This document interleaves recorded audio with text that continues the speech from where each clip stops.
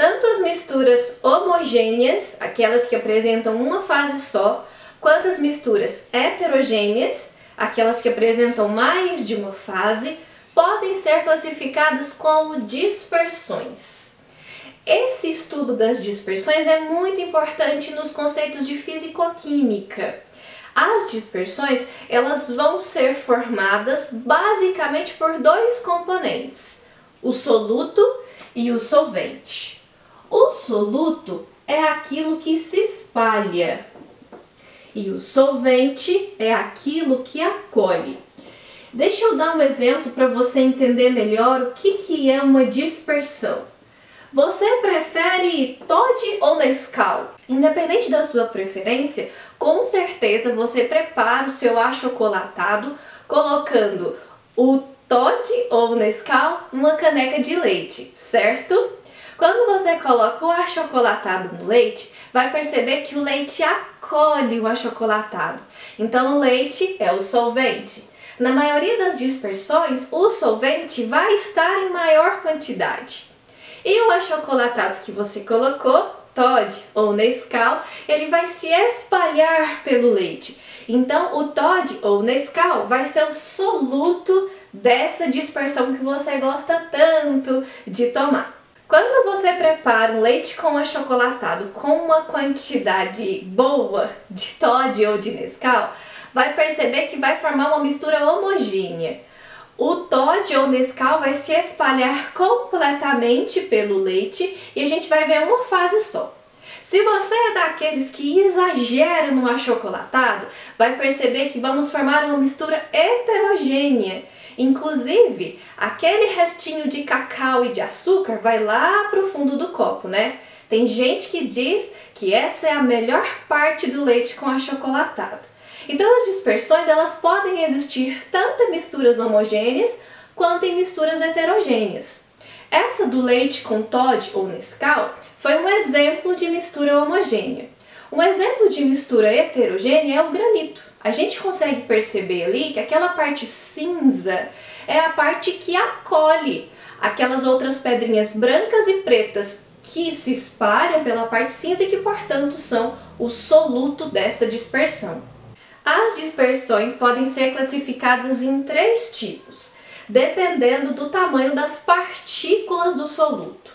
Quando a gente tem solutos com tamanho superior a 1000 nanômetros, a gente se depara com um tipo de dispersão que é classificado como suspensão.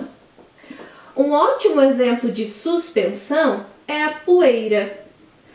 Quando a gente se depara com a poeira, a gente percebe ali que a gente tem pequenas partículas de terra espalhadas pelo ar, correto? Então essas partículas de terra vão ser o soluto. E o ar que acolhe essas partículas de terra vai ser o solvente nesse tipo de dispersão. Quando o soluto apresenta de 1 a 1000 nanômetros de tamanho de suas partículas, ali a gente vai se deparar com um tipo de dispersão que é conhecida como coloide. Um ótimo exemplo de coloide é a neblina. A neblina, gente, que é formada por minúsculas gotículas de água espalhadas pelo ar. Então essas gotículas de água vão ser o soluto e o ar que acolhe essas gotículas vai ser o meu solvente. Todos os coloides apresentam um efeito conhecido como efeito Tyndall, que é um fenômeno de espalhamento da luz. Eu acho que vocês já viram quando vão viajar de carro e aí a gente tem uma estrada cheia de neblina, cerração. A gente consegue perceber o caminho que a luz do farol do carro faz. Se não tivesse aquela neblina, a gente não conseguiria ver o caminho da luz do farol. A gente só conseguiria ver o objeto iluminado. Então, os coloides, eles vão apresentar esse efeito Tyndall. Esse efeito a gente também vê, por exemplo, no entardecer ou no amanhecer, a luz do sol atravessando as nuvens. Não sei se você já conseguiu ver esse efeito por aí.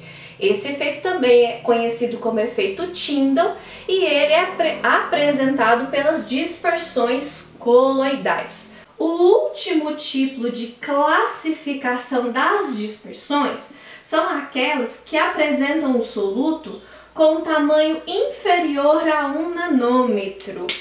Esse tipo de dispersão aqui é conhecido como solução. E a gente não consegue ver as partículas de soluto espalhadas pelo solvente.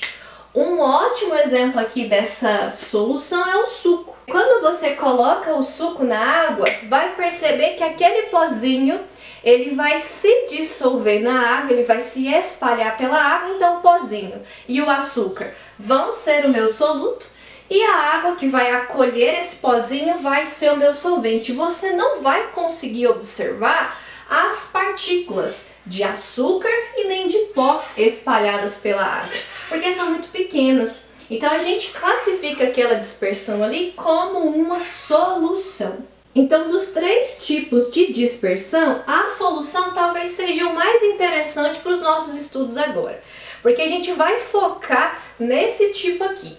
A solução ela pode ser classificada de 2 maneiras diferentes. Quanto ao estado físico da própria solução e quanto à quantidade de soluto presente no solvente, ou melhor, presente na solução.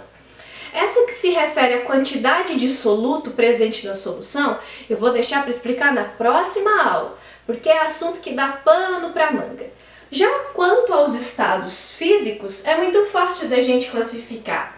A gente tem as soluções sólidas. Um exemplo de solução sólida é o ouro, utilizado para fazer joias, ou o aço. No ouro, para fazer as joias, a gente tem ali a presença de ouro, prata, cobre, porque o ouro puro ele é muito maleável.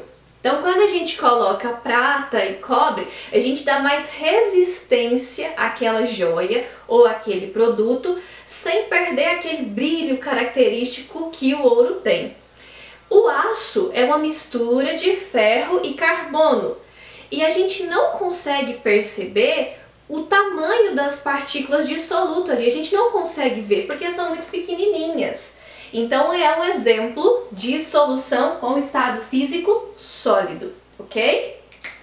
Um exemplo de solução líquida é essas duas que eu já falei para vocês aqui na aula, o suco ou o leite com Toddy / Nescau. São exemplos de solução líquida, que a gente vai ver o estado físico da solução líquido, certo? Último exemplo aqui, solução gasosa. Uma solução gasosa, gente, é o ar atmosférico.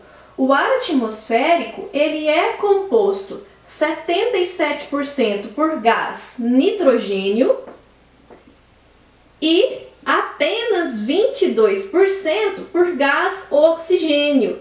E a gente não consegue ver um gás espalhado pelo outro, né? Por conta do tamanho das partículas da solução, é muito pequenininho. Então aqui a gente tem um exemplo de solução gasosa.